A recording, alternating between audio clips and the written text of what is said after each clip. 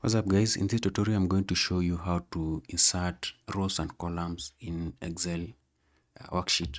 So I have this table right here, and it's a table about East African countries and their respective capital cities. So let's say you want to add some other country.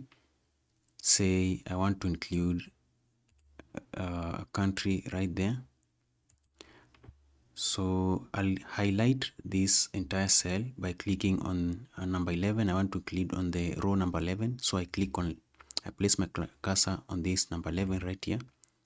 And then I click on Home tab and go to cells. So under cells, I'll just click on Insert Cells like that. Or alternatively, you can just insert a row like that.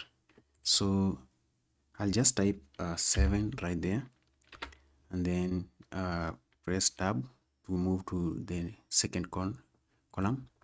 So let's say you want to include Egypt in this category, and then the capital city is let's say Cairo, like that.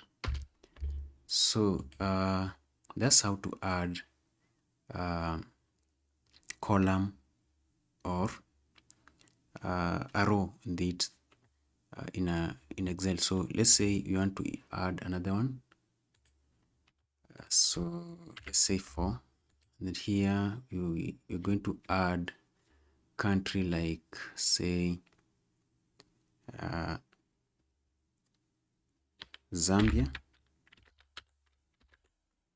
and the capital city of Zambia is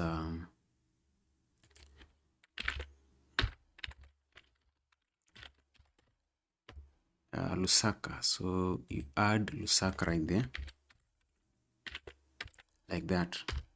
Now we want now to add a column. Just click on this now columns. You click on where you want to include the column. I'll select I want to include the region before the country. So if I want to include the region before the capital, I just highlight, click D right here, place your cursor at the top here, and then you just insert, or just insert a column like that. But now for this case, we want to insert a column between, if you want to add a column right here, you just highlight this one.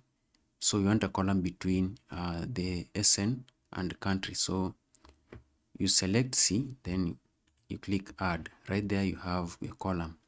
Now say that I want a column for, let's say, region, and for this case this say East Africa, and we're only interested with the East African countries. Just drop down like that. But if you look keenly, there are some countries that are not within the East African region. So what we need to do, a country like Burundi, let's say I want to remove these two at one go. I just click on row 7 because that's where Burundi is, and then 8, and go to cell group and click delete. Now you realize you still have Nigeria. You click right there, then you delete. Now let's say I want to add Kenya and Uganda. Let's say I want Uganda at the top here. I'll just highlight the first column for this one, which is 5. That's why we want Uganda to start. So you highlight that row and then click on insert, and then you that's one,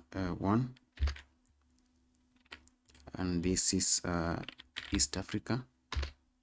So you say Uganda like that, tab Kampala like that.